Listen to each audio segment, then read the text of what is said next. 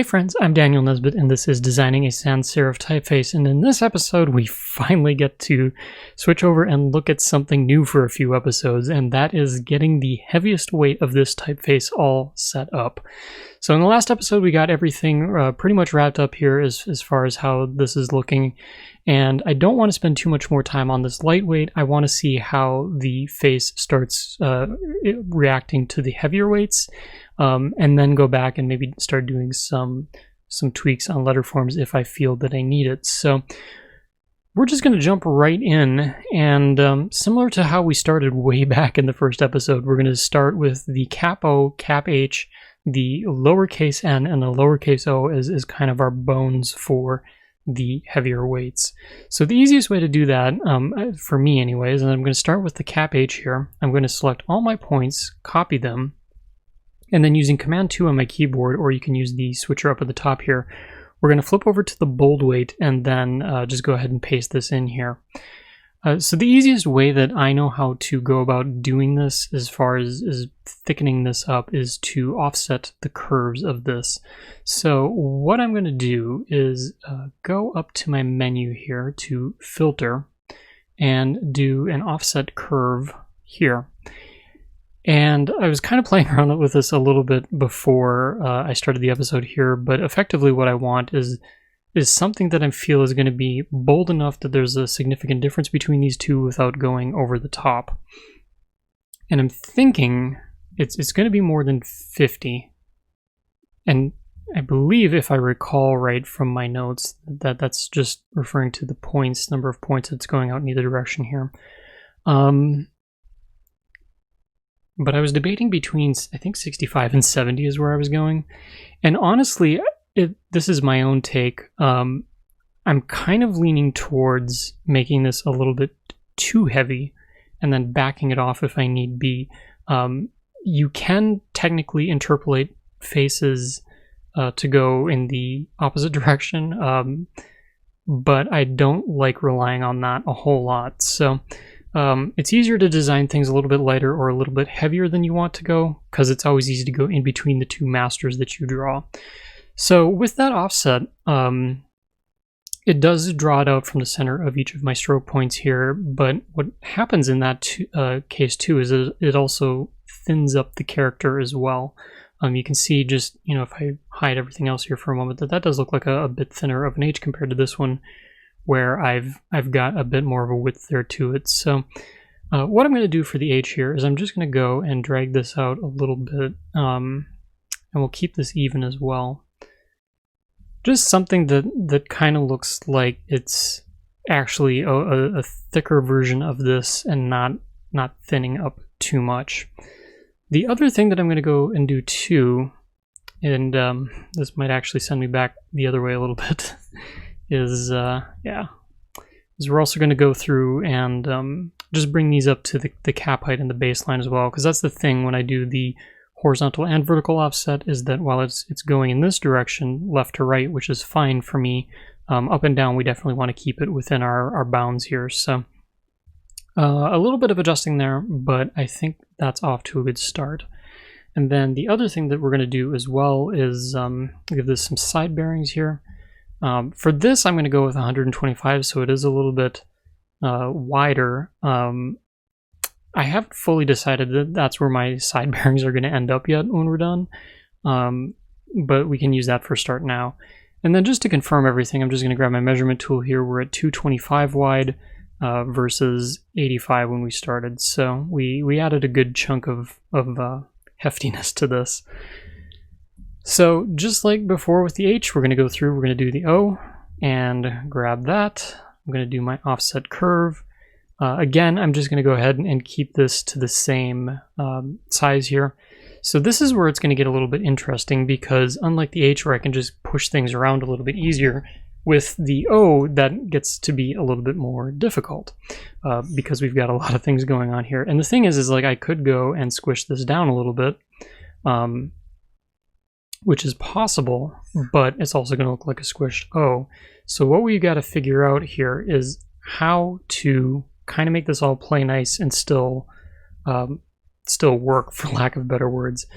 So what I'm going to do for this is just loosely get my shape here a little bit. And for reference, we're just going to pop this back in. So it is going to be a little bit wider. It is going to be a little bit taller too, and I'll get to why I'm doing that in just a moment. I'm fine with that though. As far as the width goes, this is where I've got to figure things out a little bit, because it does need to get wider. And really, I think it might just be a case of smoothing the outer curves out a little bit. So, like you've seen me do a few times before, we're just going to go ahead and grab Speed Punk here. And I'm just going to bring out my points here. And I'm just doing 30 points. And I'm just focusing on the outer portion for now. And I think this might be okay. We'll go with that. As far as the inside goes, I think I can get away with 30 here too. We're going to go ahead and try it.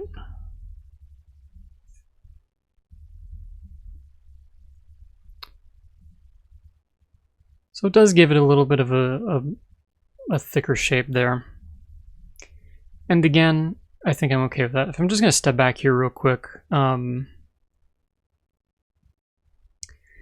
Yeah, and I'm kind of comparing everything all at once here if you're wondering where I'm headed with this. But I'm going to bring that in. Looks like I'm bringing that in about 40 points, so we'll bump that back. But I'm shifting back and forth because I want to see just how these interact back and forth together between their counterparts, and I think we're more in line with where we want to be. So the last thing I'm going to do with the O is I'm just going to go through and get the side bearings all set there, and I would say, if I can type, we're looking pretty good. So we're going to let that fly for now. My side bearings actually are probably off a little bit. I'm not even sure if... Let's see, I was 60 on that. I was 100 on that. Actually, you know what? I'm going to go ahead. We're just going to keep these side bearings the same for now. I was kind of thinking I might have needed something a little bit wider, but second glance, maybe not. I think that might actually be okay. So we definitely have some difference going on there. Now, the other thing that I wanted to do as well, and this is actually something that I was looking back on my previous thing here, I did want to thin up the L just a little bit. Being such a goofy letter, it just feels like that's kind of a better place for it to be, and it was just one of those visual things that was bugging me. I'm not going to tackle the L quite yet, though, because just like before, we're probably going to follow a similar format here. You can see where this is going, but it's just easy to kind of get some of this stuff moving along here. So obviously the I is going to be an easy one to change up. Moving on next, the T is probably another one. So if we did hit, we'll do that as my sample here. And we're going to set this effectively to use all the pieces that we've created to this point. And then this becomes a matter of setting my how wide that I want this to go, because again, this is going to pop out just a little bit wider than before.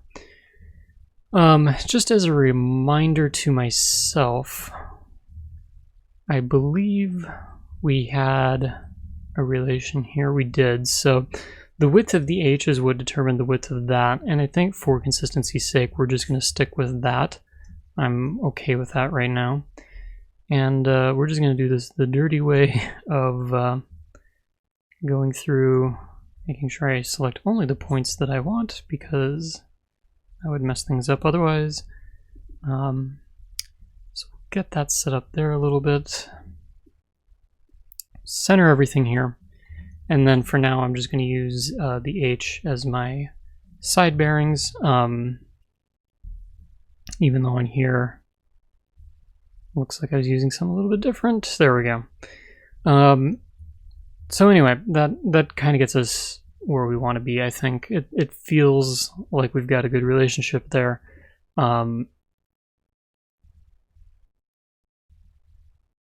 Yeah, I'm gonna go with that, I think. So what I'm debating, actually, just to kind of give you some insight into my head here a little bit, I'm just seeing how wide that T is. The H looks pretty good when you thicken it up, but I think this is also kind of pointing out, and this is what I was getting back to with the tweaking, that the T looks a little bit wide now compared to this version. I think for now what I'm going to do is I'm just going to bring it in by about 3 points. I'm just kind of shooting from the hip there a little bit, but that definitely looks a little bit better.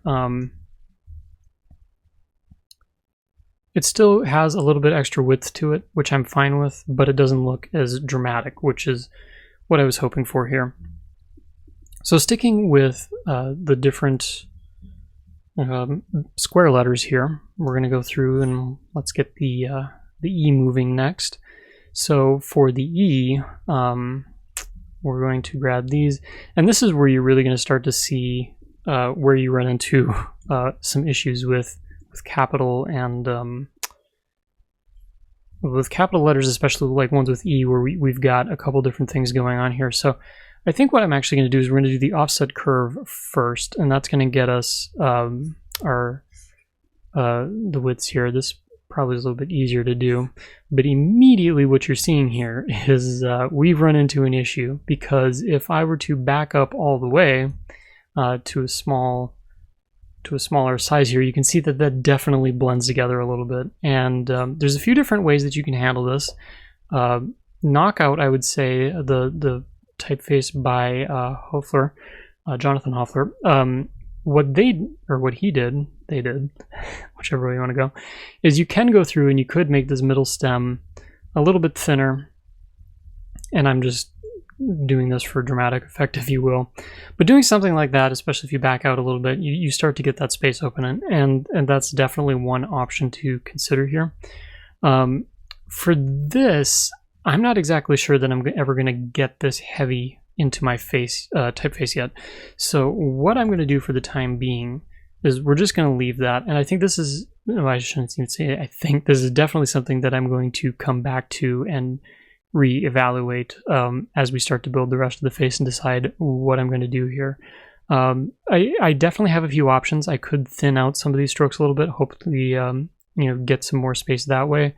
But the other thing too is if I'm going up to a heavier weight, I might not even end up going to this thick of a stroke width when I get to the final piece. So we're going to let that fly for now. As far as the F goes, we're going to grab that, basically do the same thing, offset 70. This can run into another, or I guess a similar issue is probably the best way to phrase it, but we get a little bit more flexibility here because we can definitely bring this down a little bit, and unlike the E, that obviously solves that a little bit more. So as you go back and forth between the two, it just drops down a little bit. You still get that space, which looks fine, and we're not, I think, too far off there. And let's see, what else? We can probably jump into that L. So we'll write the word hill, just for the sake of having a word to test this against, as I accidentally close out of everything there. And just paste that in. Again, offset curve. We get to our number here. Set my side bearings. And then it's just a matter of bringing everybody up in line, so we're all nice and happy there. And really what you're watching here is probably going to be a pretty common theme as we go from heavy to light here. There's going to be some moments or some times where I'm going to be going in and readjusting these a little bit so that it looks like things get heavier the way they should. And it's really just, it's kind of, letting your eye guide you a little bit is probably the best way to phrase it. And it's really just, it becomes a little bit of a repetitive process. how do you go through and make decisions and you know, are these things working? Are they not? I'm sure there's more of a science to it behind that as I get rambly there a little bit, but again, this is kind of the way that I know how to go about things. So for something like the N, it does thicken up really nice here, and I'm actually really pleased with how that looks. But the thing that we have to keep in mind is that we did have these points down here where everything kind of tapered in a little bit. Obviously that gets lost here. So what I want to do is just go through and just kind of drag these points roughly into position. And we'll see kind of how these shape up, because I'm going to be moving a few things around here, obviously. The other thing that I need to do is go through and get these points all put together, and then make sure that we're getting to the same spot here. I think that's the way I want that to go. For this part here, we're just going to overlap those 2 points. And then again here, we're just bringing this up to the intersection where it intersects with the vertical stroke. And again, you start to see how this starts moving pieces around a little bit. So for this, actually what I'm wondering,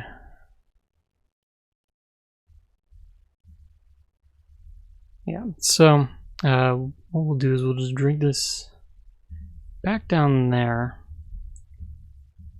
Make sure that I'm only grabbing the points again that I want.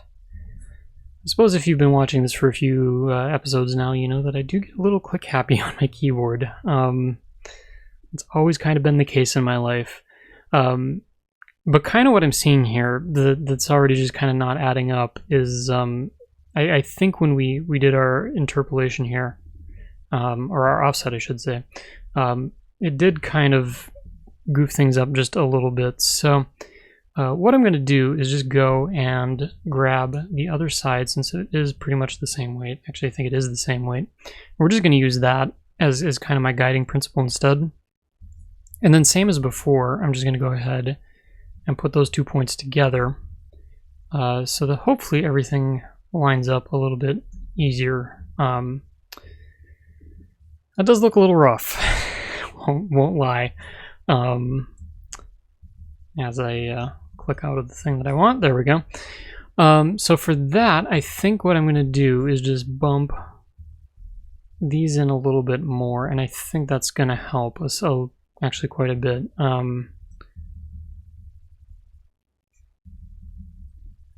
Just so it doesn't get so obvious between the two. I mean, effectively what we're doing is we're creating an optical illusion here. I think the other thing that I'm going to do as well is just to kind of help out that negative space a little bit, is maybe just bring that point in a little bit, and actually just even bring these in a little bit closer as well, so they're not so spread out. I think that's actually probably going to help us out quite a bit here too. So just make sure that I'm kind of getting it to the same point there. It does actually make that a little bit more obvious, so let's see, just kind of bring that back a little bit there. And honestly, when I jump back out here now, because I'm intending this to be used for text sizes, that does seem to play a little bit nicer. The other thing that I'm going to do, just to see how it looks here, is just pull this out a little bit wider. I think that might be okay. The other thing that I need to do that I realized I didn't do is just make sure that we're getting this within the X height. So actually that probably negates what I was originally doing there. And we're actually going to make that a little bit less noticeable as well. Probably could still go a little bit more. And I'm also going to go ahead and set my side bearings here, since I don't think those are going to change a whole lot. So we'll go in, we'll just kind of bump that in a little bit as well. This may be a case where I think I might end up having to smooth those out a little bit and actually create curves there, which probably wouldn't be the worst idea. Or another thing that I could do is actually just get rid of these points here and even those points there.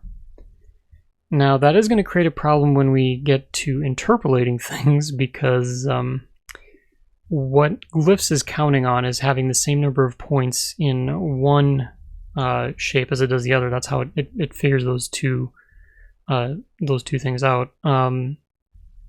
So it's one thing that I've kind of got to be careful about a little bit is how I'm handling that. So what I'm going to do is I'm actually just going to go and delete them on the heavy weight. So effectively we're just going to have that taper kind of on the vertical strokes there. I actually think, as I go back and forth on this a little bit, that might work a little bit better. So just to write a word here, one that I can think of that has the letters that we've been working with. Can't even write hornet, can I? Or honey. We're gonna misspell hornet, I guess. And hopefully this doesn't mean anything terrible in any kind of language, but yeah, I mean, you can kind of see how this is shaping up a little bit. So obviously we've got to fix that E, but it looks like everything's kind of falling into place here a little bit the way that I would like to see it. And if I look down here, obviously we're not losing too much in terms of readability. Again, subtracting E from what I just said there as we figure that out. But honestly, it's, I think, a decent start. This does have a little bit of ways to go. The offset tool isn't going to be the be-all end-all as far as making everything magically work, as you're probably already gathering and seeing, but it's definitely a nice, handy little tool that Glyphs comes with, or I think it even might be a add-on. I actually have to go back and look. But just to kind of get you that initial width. Clearly there's a little bit more tweaking and editing that you have to do, but I've definitely found it to be a useful tool, and as you saw with that, not necessarily that I have to use it for every single letter, but it certainly helps getting things started and rolling. So if you're doing something like the H, it definitely helps. You know, you can copy and paste elements of that to get to your I or your L or things of that nature. So hopefully you found that helpful and useful, and as always, if you found any of this helpful or useful to yourself, make sure to go ahead and hit that like button and the subscribe button. We're definitely working on getting this channel to grow a little bit, and if you've got a moment as well, I'll include this in the comment area as well, but I also have a weekly newsletter, Finally Friday, that I've been sending out every Friday for the last couple years, not only highlighting these videos, but a wealth of other things as well, different resources and things that I'm finding on typography and design that you may also be interested. So if you want to connect with me a little bit more, that's a great way to do so. Obviously, both those things certainly help the channel and help me grow as well. And as always, I appreciate that. So thanks for watching, and I'll catch you in the next episode.